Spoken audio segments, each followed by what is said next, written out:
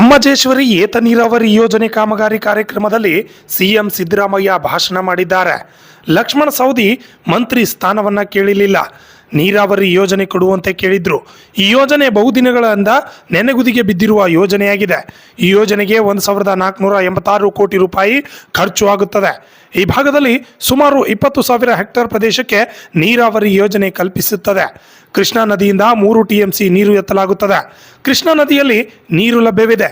ಇದರಿಂದ ಈ ಭಾಗಕ್ಕೆ ನೀರಾವರಿ ಯೋಜನೆ ರೂಪಿಸಲಾಗಿದೆ. ಈ ಯೋಜನೆಯಿಂದ ಅಥಣಿ ತಾಲೂಕು 95% ನೀರಾವರಿ ಹೊಂದುತ್ತದೆ. ಈ ಯೋಜನೆಯಿಂದ ಕೆರೆಗಳನ್ನು ತುಂಬಿಸಲಾಗುವುದು. ಕೆರೆಗಳನ್ನು ತುಂಬಿಸೋದ್ರಿಂದ ಅಂತರ್ಜಲ ಅಭಿವೃದ್ಧಿ ಹೊಂದುತ್ತದೆ.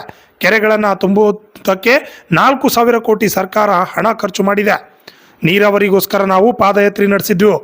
ನೀರಾವರಿಗೋಸ್ಕರ 56,000 ಕೋಟಿ ರೂಪಾಯಿ ಖರ್ಚು ಮಾಡುವ ಗುರಿ ಹೊಂದಿದ್ದೇವೆ.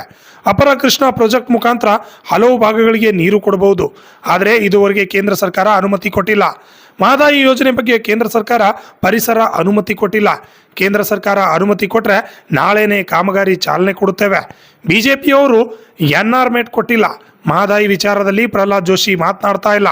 ಪ್ರಹ್ಲಾದ್ ಜೋಶಿ ನಾಳೆ ಎನ್ಆರ್ಮೆಂಟ್ ಕ್ಲಿಯರ್ ಮಾಡಿಸಿ ಕೊಡಿ, ಕಾಮಗಾರಿ ಪ್ರಾರಂಭ ಮಾಡ್ತೇವೆ.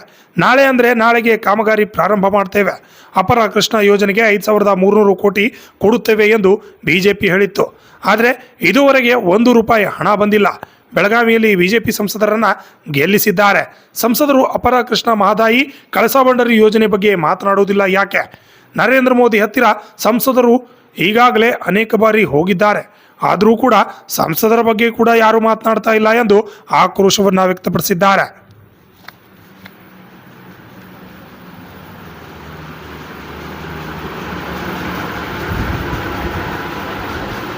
ಕಾಂಗ್ರೆಸ್ ಪಕ್ಷಕ್ಕೆ ಇದೆ. ಅದಕ್ಕೋಸ್ಕರ ಕೊಟ್ಟ ಮಾತಿನಂತೆ ಇವತ್ತು ನೀರಾವರಿ ಯೋಜನೆಗೆ ನಾವು ಉದ್ಘಾಟನೆಯನ್ನ ಮಾಡಿದ್ದೇವೆ. ನನಗೆ ಬಹಳ ಅಭಿಮಾನ ಇದೆ. ಇಡೀ 7 ಕೋಟಿ ಜನಸಂಖ್ಯೆ ಕರ್ನಾಟಕ ರಾಜ್ಯದಲ್ಲಿ, ಆ 7 ಕೋಟಿ ಜನಸಂಖ್ಯೆಯಲ್ಲಿ ಒಬ್ಬನೇ ಒಬ್ಬಳು ಮಂತ್ರಿಯನ್ನ ನಿಮ್ಮೆಲ್ಲರ ಸೇವೆಯನ್ನ ಮಾಡಲಿಕ್ಕೆ, ಅದು ಗೃಹಲಕ್ಷ್ಮಿ ಯೋಜನೆಯನ್ನ ತಲೆ ಮೇಲೆ ಹೊತ್ಕೊಂಡು ಎಲ್ಲ ಹೆಣ್ಮಕ್ಳಿಗೆ ಅನುಕೂಲ ಮಾಡಿಕೊಡು ಅಂತ ಹೇಳಿ ಇವತ್ತು ನನಗೆ ಅವಕಾಶವನ್ನ ಮಂತ್ರಿಯನ್ನ ಮಾಡಿದಂತ ಸಿದ್ದರಾಮಯ್ಯ ಸಾಹೇಬ್ರಿಗೆ, DK ಶಿವಕುಮಾರ್ ಸಾಹೇಬ್ರಿಗೆ ನಾನು ವಂದಿಸುತ್ತಾ, ನನ್ನ ಒಂದು ಕ್ಷೇತ್ರಕ್ಕೂ ಕೂಡ ಹೋದ ಸಾರಿನೇ ಆ ನೀರಾವರಿ ಯೋಜನೆ ಆಗಿ 2018ರಲ್ಲಿ ಕಾರಣಾಂತರದಿಂದ ನನಗೆ ಹೆಸರು ಬರುತ್ತೆ ಅಂತ ಹೇಳಿ ಸರ್ಕಾರ ಬಿದ್ದ ಮೇಲೆ, ಬೇರೆ ನೀರಾವರಿ ಮಂತ್ರಿಗಳಾದ ಮೇಲೆ ನನ್ನ ಕ್ಷೇತ್ರದ ಯೋಜನೆಯನ್ನ ತಡೆದಿದ್ರು. ಆದ್ರೆ ಅದೇ ಯೋಜನೆಗೆ ಮೊನ್ನೆ ನಡೆದಂತ ಕ್ಯಾಬಿನೆಟ್ ನಲ್ಲಿ ಸುಮಾರು 800 ಕೋಟಿ ರೂಪಾಯಿಯನ್ನ ಬೆಳಗಾವಿ ಗ್ರಾಮೀಣ ಕ್ಷೇತ್ರಕ್ಕೆ ಕೊಟ್ಟಂತ ಯಾರಾದ್ರೂ ಮುಖ್ಯಮಂತ್ರಿಗಳಿದ್ರೆ ಅದು ಮಾನ್ಯ ಸಿದ್ದರಾಮಯ್ಯನವರು ಮತ್ತು DK ಶಿವಕುಮಾರ್ ಅವರು ಅಂತ ಹೇಳ್ತಾ, ಇದೇ ಸಂದರ್ಭದಲ್ಲಿ ಅವರಿಗೆ ನನ್ನ ಧನ್ಯವಾದವನ್ನ ತಿಳಿಸ್ತಾ, ಇನ್ನೊಮ್ಮೆ ಲಕ್ಷ್ಮಣನ ಸವದಿ ಅವರು ಕಂಡಂತ ಕನಸುಗಳು ಎಲ್ಲ ಈಡೇರಲಿ, ಅವ್ರನ್ನ ಗೆಲ್ಲಿಸಿ ಕಳಿಸಿದಂತ ತಮ್ಮೆಲ್ಲರಿಗೂ ಕೂಡ ನಾನು ಒಂದು ದೊಡ್ಡ ನಮಸ್ಕಾರವನ್ನ ಹೇಳಿ, ತಮ್ಮೆಲ್ಲರ ಆಶೀರ್ವಾದ ಸಹಕಾರ ಮುಂದಿನ ದಿನದಲ್ಲಿ ಯಾವ ರೀತಿ ನಮ್ಮ ಮೇಲೆ ವಿಶ್ವಾಸ ಬಿಟ್ಟು ಭಾಗ್ಯದ ಲಕ್ಷ್ಮಿ ಬಾರಮ್ಮ, ನಮ್ಮಮ್ಮ ಭಾಗ್ಯದ ಲಕ್ಷ್ಮಿ ಬಾರಮ್ಮ. 2,000 ಎಂತ ಚಾನ್ಸ್! ಎಲ್ಲ ಓಟ್ಗೆ 100-200 ರೂಪಾಯಿ ಕೂಡ ಕೊಟ್ಬಿಟ್ಟವ್ರೆ. ಅದೆಲ್ಲ ಏನು ಆಗುದಿಲ್ಲ. ತಿಂಗಳಿಗೆ 5,000, ವರ್ಷಕ್ಕೆ 50-60,000. 5 ವರ್ಷಕ್ಕೆ ಎಷ್ಟಾಯ್ತು? 3-4 ಲಕ್ಷ ರೂಪಾಯಿ ಆಯ್ತು. ಇದಕ್ಕಿನ್ನ ಇನ್ನೇನ್ ಕಾರ್ಯಕ್ರಮ? ಈಗ ನಿಮ್ ಯೋಜನೆ ಲೆಕ್ಕ ಕೊಡಿ. ನಿಮ್ದೊಂದು ತಾಲೂಕಿಗೆ 1,500 ಕೋಟಿ ರೂಪಾಯಿ ನಿಮ್ಮ ಎದುರುಗಡೆನೆ ತಂದು ಈಗ ಹಾಕಿದ್ದೀವಿ. ಇದಕ್ಕಿಂತ ಇನ್ನೇನು ಭಾಗ್ಯ ಬೇಕು? ಈ ರೈತರಿಗೋಸ್ಕರ, ರೈತ ಬದುಕಿಗೋಸ್ಕರ, ರೈತನ ಸಂಬಳ ಇಲ್ಲ, ರೈತನ ಪ್ರಮೋಷನ್ ಇಲ್ಲ, ರೈತನ ಪೆನ್ಷನ್ ಇಲ್ಲ, ರೈತನ ಲಂಚ ಇಲ್ಲ, ಈ ರೈತನ ರಿಟೈರ್ಮೆಂಟ್ ಇಲ್ಲ.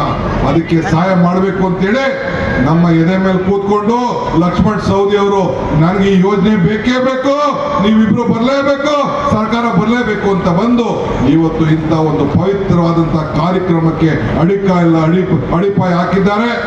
ಕಾಂಟ್ರಾಕ್ಟ್ 2 ವರ್ಷ ಟೈಮ್ ಕೊಟ್ಟಿದ್ದೀವಿ. ಮತ್ತೆ ಬಂದು ನಾವೇ ಇದನ್ನ ಉದ್ಘಾಟನೆ ಮಾಡುವಂತ ಕೆಲಸವನ್ನ ಮಾಡ್ತೇವೆ ಅನ್ನೋ ಮಾತನ್ನ ಈ ಸಂದರ್ಭದಲ್ಲಿ ನಾನು ಬಯಸ್ತಾ ಇದ್ದೇನೆ. ನನಗೆ ಅಷ್ಟು ವಿಶ್ವಾಸ ಇದೆ. ಕೇಂದ್ರ ಸರ್ಕಾರ ಈಗ ಪ್ರಹ್ಲಾದ್ ಜೋಶಿ ಅವರು ಇಲ್ಲಿ ಭಾಗದ ಮಂತ್ರಿ, ನಿಮ್ಮಲ್ಲೂ 2 MP ಗಳಿದ್ದಾರೆ ಅಲ್ಲ ರೀ. ಧಾರವಾಡದಲ್ಲಿ ಎಲೆಕ್ಷನ್ ಮುಂಚಿತವಾಗಿ 4 ತಿಂಗಳು ಮುಂಚಿತವಾಗಿ 3-4 ತಿಂಗಳು ಮುಂಚಿತವಾಗಿ ಕಳಸಾ ಬಂಡೂರಿ ವಿಚಾರದಲ್ಲಿ ಹಬ್ಬ ಆಚರಣೆ ಮಾಡಿದ್ರಲ್ಲ ನೆನಪಿದೆಯಾ ನಿಮ್ಗೆಲ್ಲ? ಸೆಲೆಬ್ರೇಷನ್ ಮಾಡಿದ್ರು, ನೆನಪಿದೆಯಾ ನಿಮ್ಗೆ? ಯಾಕೆ ಇನ್ನ ಪ್ರಾರಂಭ ಆಗಿಲ್ಲ? ನಾನು ಈಗಾಗಲೇ ಟೆಂಡರ್ ಕರೆದಿದ್ದೇನೆ. ಬರೀ ಫಾರೆಸ್ಟ್ ಇಲಾಖೆ ಅಂಜಲಿ ನಿಂಬಾಳ್ಕರ್ ಕ್ಷೇತ್ರದಲ್ಲಿ ಪ್ರಾರಂಭ ಆಗ್ತದೆ.